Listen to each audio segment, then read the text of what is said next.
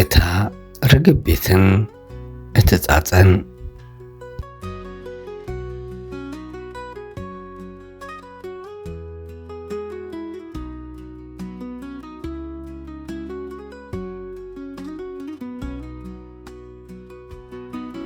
ሓደ እዋን ኣብ ሓደ ኣዝዩ ባህ ዘብል ልሙዕ ኣግራብን ወሓዚ ማይን ዝመልኦ ጫካ ሓንቲ ርህርህቲ ርግቢትን ሓደ ጻዕራም ጻጸን ነበሩ።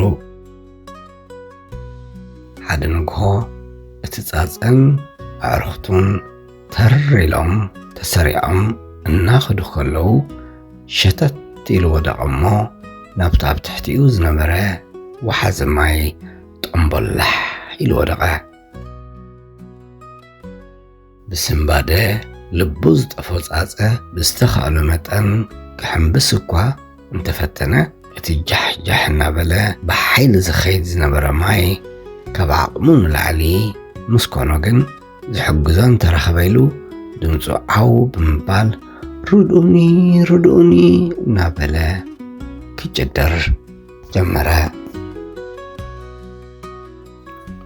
ብህድኣት ኣብ ሓደ ዓብዪ እምኒ ደው ኢላ ዝነበረት ርግቢት ብሃንደበት ድምፂ ናይቲ ረድኤት ዝሓቲ ዝነበረ ጻጸ ሰምዐት እሞ እዚ ድምፂ ካበይ ዝመጽእ ዘሎ ብምባል ኣተኪራ ክትናዲ ጀመረት። ርአይ ምስ ኣበለቶ ድማ ብቕጽበት መንገፍገፋ ገፍገፍ እናበለት ብምንፋር ነቲ ጻጸ መልዓሊ ክኾና ዝኽእል ነገር ክትናዲ ጀመረት። ድሕሪኡ ተቐላጢፋ ሓደ ጨንፈር ብምሓዝ ናብቲ ድሮ ፍርቂ ኣካላቱ ኣብ ማይ ጥሒሉ ክንሱ ግን ተስፋ ከይቆረፀ ዝቃለስ ዝነበረ ጻጸ ብፍጥነት ብምቕራብ ቀልጢፍካ ናብዚኣ ተሰቐለ እሞ ሓፍ ኣቢለ ከውፃከ በለቶ እሞ ንሱ ከዓ ከም ዝተባህሎ ገበረ። ካብቲ ማይ ኣውፂኣ ናብ ሓደ ገረብ ምስ ሰቐለቶ ህይወተይ ኸድሒንክኒ እሞ ስለ ኩሉ ሰናይ ተግባርኪ ብልቢ እየ ዘመስግነኪ ድሕሪ ምባል ብኸመይ መገዲ ክሕግዛ ከም ዝኽእል ሓተታ። ንሳ ድማ ንሓሳባቱ ብምምስጋን ሓገዝ ከም ዘይትደሊ ነጊራቶ በሪራ ከደት። ኩሉ ዝተገብረሉ ሰናይ ተግባር እናስተንተነ ናብ ቤቱ እናተመልሰ ከሎ ድማ ሓደ ሓዳናይ ነታ በዓልቲ ጽቡቕ ርግቢት ማንቲግ ገይሩ ካህርማ ክፈትን ምስ ረኣየ ተቐላጢፉ በተን በላሕቲ ኣስናኑ ገይሩ ቀጭ ኣቢሉ ንኸሰሞ ወይ ሓዳናይ ብስምባደ ዕላምኡ ሰሓተ። እታ ርግቢት ድማ በሪራ ከደት።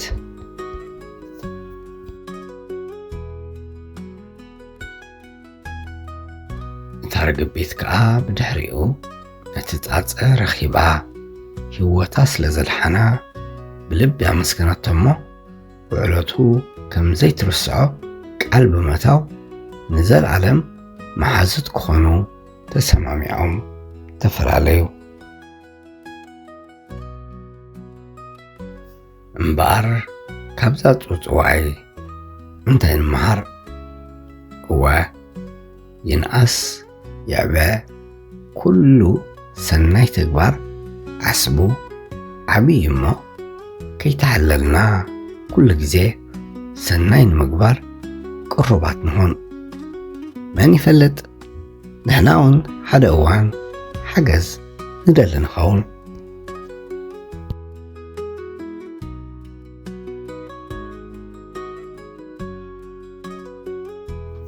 በሉ ክሳብ ዝመጽእ ግዜ ብኻልእ ጽውጽዋይ ንራኸብ። ሰሰናዩ ንዓኹም።